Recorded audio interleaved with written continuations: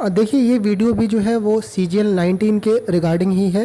देखिए CGL 19 का document verification कुछ टाइम के बाद स्टार्ट होगा। अभी CPT का डेट आया है आपका और फिर पोस्ट प्रेफरेंस का भी उसके बाद स्टार्ट होगा, तो उसी से रिलेटेड ये मैं बातें कर रहा हूँ। देखो होता ये है कि बहुत सारे लोग हैं जो डॉक्यूमेंट वेरिफिकेशन में नए हैं, या हो सकता है कि आप सेकेंड टाइम अपीयर होगे, पहले टाइम में आपको पोस्ट ना मिल पाई हो, राइट। तो ऐसे होता क्या है कि बहुत सारे लोगों को सब आइडिया नहीं लग पाता, क्योंकि देखो है क्या, इसमें इतनी सारी मिनिस्ट्री आपकी है, इतने सारे पोस्ट है, आपके नंबर है, राइट। आपसे ऊपर कौन क्या भर रहा है, आपके नीचे क्या भर रहा है, इतनी सारी बातें हैं। और बहुत सारे लोग हैं जो इतना ज़्यादा एक्टिव नहीं रहते हैं सोशल मीडिया पे, या बहुत सारा सर्च वगैरह नहीं कर रहे होते हैं, या तो वो UPSC वगैरह की तैयारी कर रहे हैं, या फिर इतना ज़्यादा वो नहीं रह पाते, ज्वाइन नहीं कर पाते ग्रुप वगैरह, तो उनको भी सब चीज़ें नहीं पता रहती। तो इस केस में ना थोड़ा सा इशू बन जाता है। मैंने कई ऐसे लोगों को भी देखा है CGL 18 में कि उनको जैसे कल उनका डॉक्यूमेंट वेरिफिकेशन, आज बात हो रही है, तो उनको ये भी नहीं पता कि यार कुछ पोस्टें हैं जिनकी स्टेट वाइज जो होती है उसकी अलग RTI होती है और टोटल वैकेंसी चार्ट अलग होता है। ऐसे भी लोग होते हैं, राइट। तो ये चीज़ें बहुत सारे लोगों को ये भी थोड़ा सा कन्फ्यूज़न रहता है कि ये पोस्ट मिलता किस सीक्वेंस के बेसिस पर है, राइट। तो ये सब चीज़ें हैं आपकी, तो कुछ खास बातों का ध्यान रखना आपको, जिसमें नंबर 1 पहली बात है आपको, राइट, कि आपको जो पोस्ट देखनी है वो SSC की जो वैकेंसी चार्ट होती है, आप गूगल कर लेना CGL 19 वैकेंसी डिटेल्स, तो आपको मिल जाएगा। वहाँ से आपको देख करके किस किस मिनिस्ट्री में कितनी कितनी पोस्ट है, वहाँ से आपको भरना है। और जब आप पोस्ट का सिलेक्शन करते हो तो अपने दिमाग से ये चीज़ें आपको हटा करके रखना होता है कि मुझसे ऊपर, वजह से मान लो 650 नंबर आपके हैं, तो आपके ऊपर वाले ने क्या भरा। मैंने कई बार लोगों से बात किया है, तो लोग कहते हैं सर मेरे तो 650 नंबर ही हैं, तो मेरे को फिर CSS तो नहीं मिलेगा, मैं क्यों भरूँ। तो ये सब चीज़ें नहीं सोचना है कि आपसे ऊपर कौन क्या रख रहा है, आपसे नीचे कौन क्या रख रहा है, राइट। आपको अपना जो रिक्वायरमेंट है उसके हिसाब से और कौन कौन सी पोस्टें हैं ये आपको ध्यान में रखनी होती है। तो सबसे पहली जो चीज़ बताना चाहता हूँ कि आपको सबसे पहला जो, क्योंकि बहुत सारे लोग नए हैं तो उनको नहीं पता रहता है, इसलिए मैं थोड़ा सा मैं बेसिक से बता रहा हूँ कि अगर आप बिल्कुल फ्रेश हो, नए हो, तो देखो आपकी वैकेंसी चार्ट होती है जो SSC की साइट पर मिल जाएगी। इसमें ये मालूम चलता है कि किस किस विभाग में कितनी कितनी सीटें हैं कैटेगरी वाइज, राइट।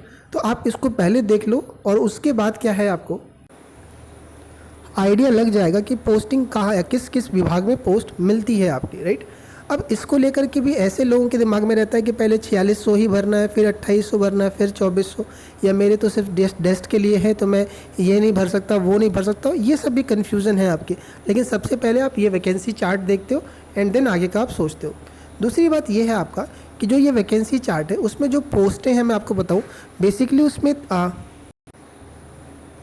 3 तरह की पोस्टें आपकी होती हैं, जिसमें से एक होता है जिसकी प्योर दिल्ली पोस्टिंग होती है। अगर आप वो लेते हो तो सिर्फ दिल्ली मिलती है।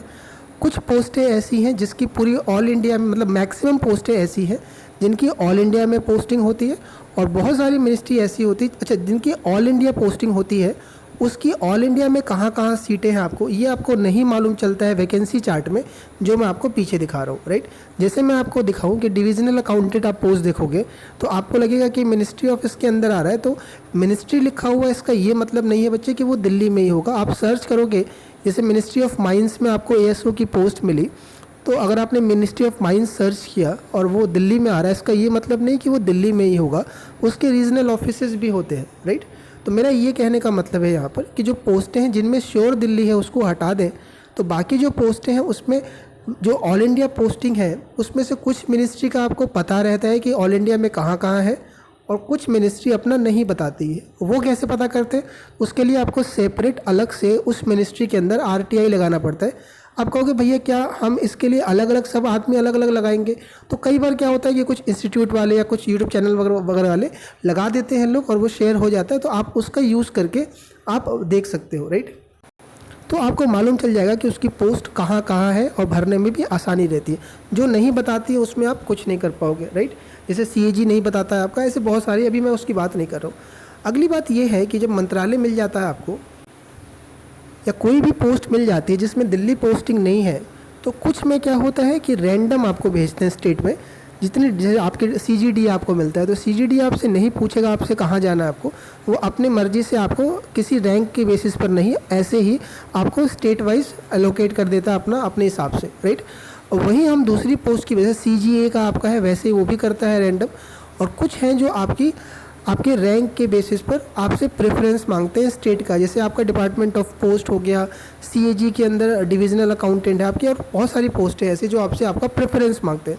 जिसमें प्रेफरेंस मांगा जाता है उसमें ये फ़ायदा रहता है आपका कि होम स्टेट मिलने के चांस रहते हैं अगर आपकी रैंक अच्छी है तो, राइट। जिसमें रैंडम रहता है तो नंबर ज़्यादा लाने के बाद भी चांस रहता है कि आप दूसरे स्टेट में चले जाओ। ऐसा सीजीए में भी देखा गया है कि अच्छे स्कोर वाले को भी बेकार मिनिस्ट्री मिल गई है, वो लोग डरे हैं कहीं दूसरे स्टेट में ना फेंक दें, राइट। तो ये भी बहुत ज़रूरी है आपको जानना कि किस में किस हिसाब से मिनिस्ट्री दी जाती है, लोकेशन जो दिया जाता है वो किस हिसाब से, रैंक के हिसाब से, रैंडम है कि कैसा है। आगे बढ़ने से पहले बता देता हूँ कि पेड सर्विस CGL 19 से रिलेटेड अगर आपको पर्सनल कोई सजेशन चाहिए रिगार्डिंग पोस्ट प्रेफरेंस के, तो डॉक्यूमेंट वेरिफिकेशन तक आपकी हेल्प अगर चाहिए, मेरी हेल्प चाहिए मुझसे, तो ये पेड सर्विस स्टार्ट हो गई है। अभी बीच में CHSL चल रहा था तो बंद हो रखा था, मतलब बंद किया, स्टार्ट ही नहीं किया था, लोगों के मैसेज आ रहे थे। कल से ये शुरू किया गया है। अगर आपको लेना है तो आप ये ज्वाइन कर सकते हो, टेलीग्राम चैनल नीचे है, आप वहाँ जाकर के मुझे पर्सनल मैसेज कर दो, डिटेल वहाँ पर आपको दे दी जाएगी। कोई ज़रूरी नहीं अगर आपको एक्सपीरियंस है भरने का या आपने कभी पहले करवाया है तो बिल्कुल भी ज्वाइन करने की ज़रूरत नहीं है, मैं आपको पहले ही बता चुका हूँ। और इस बार मैं बहुत कम लोगों को ले रहा हूँ, रीज़न है कि पहले काफ़ी भीड़ हो गया था CGL 18 में, और CHSL में तो बहुत ज़्यादा हो गया था, कॉल में बहुत टाइम लग गया, बच्चे 150 लोग तो इसमें हो गए थे। फिर मैंने बंद कर दिया था 10+2 वाला, क्योंकि उसमें 40 मिनिस्ट्री है और एक एक बंदे को समझाने में थोड़ा टाइम लग जाता है, राइट। तो इसीलिए अभी स्टार्ट किया है इसको, और जो लोग कर दिए हो, कई लोगों ने आज कल परसों में ले लिया है, सर्विस ज्वाइन कर लिया है, तो आप थोड़ा वेट करिएगा। और अभी CPT भी आपका, उस पर भी फोकस करिए। धीरे धीरे बीच बीच में आपको जो भी आपके मार्क्स के हिसाब से सजेशन होगा वो मैं आपको भेजता रहूँगा। देखिए आगे हम बढ़ते हैं चौथी बात की तरफ। चौथी बात आपका है कि हर साल कुछ ट्रेंड चेंज होता रहता है, आपको उसका ध्यान रखना होता है। मैं ट्रेंड आपको समझाता हूँ कि जैसे मान लीजिए आपके नंबर 2800 ग्रेड पे के रेंज में है, राइट, और आप सोच रहे हो कि चलो 2800 ग्रेड पे के मेरे मार्क्स है तो मेरे नंबर अच्छे हैं। जैसे मान लो आपके 640 नंबर है, तो आप सोचो कि यार कि इस रेंज में तो सभी 2800 लेंगे, क्यों ना मैं 2400 का इनकम टैक्स ले लूँ, मेरा इनकम टैक्स लेने का मन हो रहा है। लेकिन आपको पता होना चाहिए कि इनकम टैक्स का जो टैक्स असिस्टेंट है उसकी वैल्यू बहुत ज़्यादा है या उसकी डिमांड बहुत ज़्यादा है, तो लोग उसको ऊपर रखते हैं।